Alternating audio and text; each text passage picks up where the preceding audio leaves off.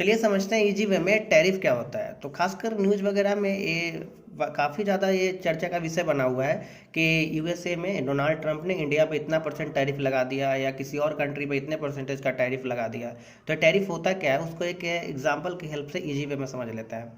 तो for example ये जो पेन है इसका कीमत इंडिया में 10 रुपया है। तो जैसे ही इसको को दूसरे कंट्री में बेचना है, भाई दबे हमको यूएसए में बेचना है, तो जैसे यूएसए के बॉर्डर पे पहुंचता है तो वहाँ का जो गवर्नमेंट है, डोनाल्ड ट्रंप कहते हैं कि इस पर हम 50% एक्स्ट्रा टैक्सेस लेंगे।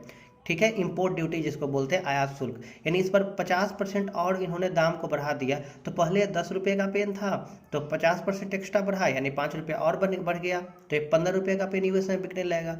वैसे यूएसए में वहाँ का जो बना हुआ पेन 10 या 12 रुपये में बिकता था, तो नॉर्मल सी बात है कि वहाँ की जो पब्लिक रहेगी वो 10 या 12 के पेन खरीदेगी उसी कम कीमत में, क्योंकि उस तरह का क्वालिटी उसको मिल जा रहा है 10 रुपया या 12 रुपया में ही। तो सिंपल सा बात क्या है कि ये जो इंडिया का जो प्रोडक्ट है वो यूएसए में कम बिकना शुरू हो जाएगा। तो जिस वजह से क्या हो जाएगा कि व्यापार का घाटा होने लगेगा।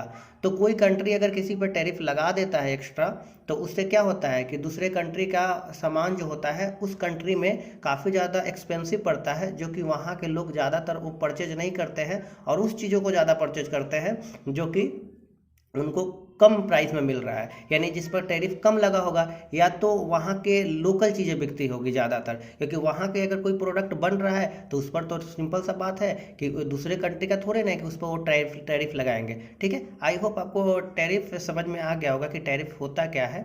और इसके बढ़ जाने से कोई कंट्री अगर बढ़ा देता है तो इतना ये चर्चे का विषय क्यों बन जाता है।